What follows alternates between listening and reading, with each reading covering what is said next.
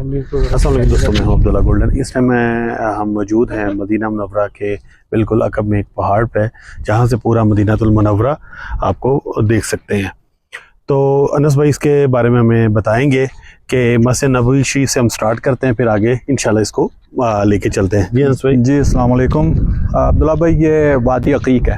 وادی عقیق، وادی عقیق، اور نبی اکرم صلی اللہ علیہ وسلم نے فرمایا وادی العقیق وادی البرکہ، اس کو وادی البرکہ قرار دیا۔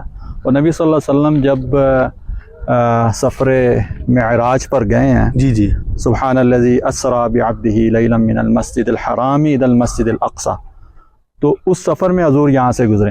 اچھا، ماشاء اللہ۔ جی، وادی العقیق سے۔ تو جو پہلا مرحلہ تھا نا اسرا والا، مکہ سے مسجد الحرام سے مسجد اقصی، تو یہ وادی عقیق ہے۔ اور اگر آپ مسجد نبوی میں کھڑے ہوں اور آپ کا فیس جو ہے نا جو قبلے کی طرف ہو، جی جی، تو یہ اس کا مغرب بنتا ہے، ٹھیک یعنی ہے، ویسٹ۔ ٹھیک۔ اور ظاہر ہے کہ آپ سامنے حرم دیکھ رہے ہیں، تو دوسری طرف جو ہے نا جی وہ ایسٹ ہے، اور جی، نارتھ ہماری بیک پر ہے، اور یہ اور ساؤتھ۔ سائڈ، جی جی، یہ نارتھ ہے، ٹھیک۔ شمال۔ تو یہ مدینہ منورہ کا نقشہ ہے آپ کے سامنے۔ اور حضور صلی اللہ علیہ وسلم کے دور میں یہ جو مغرب والی سائڈ ہے، جی، یہ سارا پہاڑی علاقہ تھا۔ آپ وہ سامنے جو ایک کالا پہاڑ نظر آ رہا ہے جو دیکھ رہے ہیں، یہ جبل صلہ ہے، کہ جس کے ساتھ غزوہ خندق ہوا تھا۔ اور یہ ابھی تو چونکہ ایک آبادیاں بن گئی ہیں تو پہاڑ ختم کر دیے، لیکن پھر بھی آپ ان بلڈنگوں کے اندر سے گزریں تو ساری اونچی نیچی جگہیں اور پہاڑی علاقہ ہے کہ جو اب کافی حد تک ختم کیا ہے۔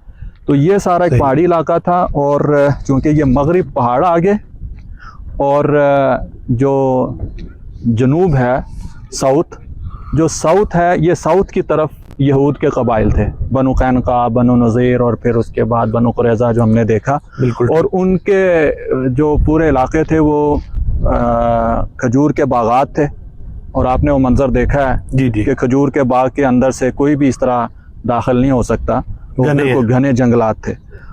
تو اسی طرح جو ایسٹرن سائڈ ہے، یعنی کہ مسجد نبوی سے میں آپ کھڑے ہوں تو جو آپ کے لیفٹ سائڈ پہ یہ جو بقی والی، یہ آگے جو سائڈ ہے یہ سارا لاوا تھا، ٹھیک ہے، پورا والکینو تھا۔ صحیح۔ تو اگر دو جنگیں ہوئی ہیں جو مدینہ میں، غزوہ احد، جی جی، احد کے دامن میں، اور دوسری غزوہ احزاب جو خندق جو کھودی گئی، جی جی، تو چونکہ یہ سارا پہاڑی علاقہ تھا، جی جی، اس طرف سے کوئی لشکر نہیں آ سکتا تھا۔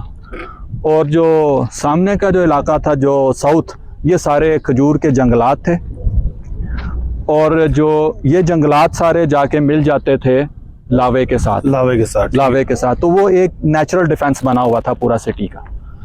اور پھر یہ شمال ہے، تو یہ شمال ہی ایک ایسا بچتا تھا علاقہ کہ جہاں پہ کوئی میدان ہے، کوئی جنگ لڑنی ہو، کوئی لشکر ہو، تو وہ ادھر سے ہی داخل ہو سکتا تھا۔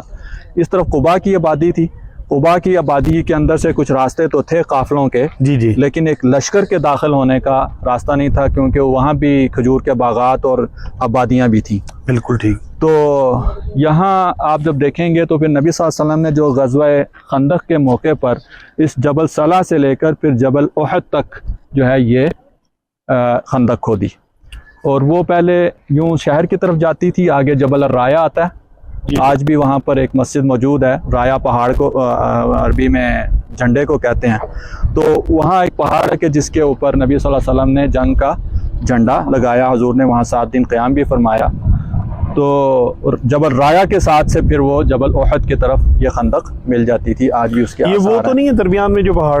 یہ جبل صلہ ہے، یہ جبل صلہ آ گیا، وہ آگے پھر یہ جبل عقاب ہے، جی، لیکن یہ شہر سے باہر تھا۔ ٹھیک ہے۔ تو یہ جگہ جبل صلہ سے لے کے جبل احد تک نبی صلی اللہ علیہ وسلم نے خندق کھودی، تقریباً 3.5 کلومیٹر، 3.5 کلومیٹر۔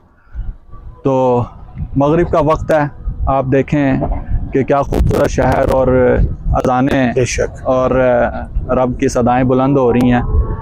تو اس طرح آپ دیکھیں کہ یہ ایک شہر کا پورا ایک نقشہ، کہ یہ رائٹ سائڈ جو ہے پہاڑی علاقہ، اور قبلے والی سائڈ جنگلات، اور پھر اس دوسری طرف مشرق کی طرف والکینو، اور یہ پیچھے، اور بیت المقدس اس طرف ہے۔ صحیح۔ بیت المقدس فلسطین، इस तरफ है तो आप देखेंगे कि ये सामने जो मस्जिद जो नज़र आ रही है 2 मीनार हैं, ये मस्जिद क़िबलतैन, ये क़िबलतैन आ गई। क़िबलतैन। और यहाँ नबी अकरम सल्लल्लाहु अलैहि वसल्लम, ये बनी सलमा का इलाका था और बनी सलमा ने एक मरतबा चाहा कि हम भी हजूर के पास मदीना मुंतकिल हो जाएं, तो हजूर सल्लल्लाहु अलैहि वसल्लम ने इनको मना फरमाया। उसकी वजह यह है कि यहाँ जब हजूर हिजरत करके तशरीफ़ लाए सल्लल्लाहु अलैहि वसल्लम, तो उसके बाद ये चूँकि पूरा इलाका था कि जहाँ से कोई मदीने की तरफ काफ़िले आते और फिर यहीं से आगे खैबर की तरफ भी रास्ता निकलता है, तबूक की तरफ भी निकलता है और फिर आगे भी जाके यहूद भी खैबर में आबाद थे, उनको और भी मुख्तलिफ जगहों पर आबाद थे। तो उनके ऊपर नज़र रखने के लिए ये इस इलाके के जो लोग हैं, इनके जानवर, और 2, 4, 5 किलोमीटर आगे इनकी चरागाहें थीं और फिर आगे से तकरीबन 10 किलोमीटर तक का जो एक रेडियस था उसकी खबरें नबी सल्लल्लाहु अलैहि वसल्लम को मिलती रहती थी। बिल्कुल ठीक। तो हजूर सल्लल्लाहु अलैहि वसल्लम यहाँ नमाज पढ़ा रहे थे ज़ोहर की और बैतुल मक़दस की तरफ रुख करके 2 रकात पढ़ा चुके हुए थे कि जिस दौरान फ़वल्ली वजहक शत्रल मस्जिदिल हराम, क़िबले की तब्दीली का हुक्म नाजिल हुआ। तो हजूर ने फिर इस तरफ बैतुल मक़दस की तरफ रुख करते यूँ खड़े थे, तो हजूर सफ़ों के अंदर से गुजरते हुए बैतुल्लाह की तरफ रुख किया और जो सहाबा जहाँ खड़े थे उस तरफ रुख करके उन्होंने वहीं से अपना रुख फेर लिया। तो यहाँ क़िबले की तहवील क़िबला की भी ये जगह। सुभान। तो बड़ा मंज़र और ख़ूबसूरत वक्त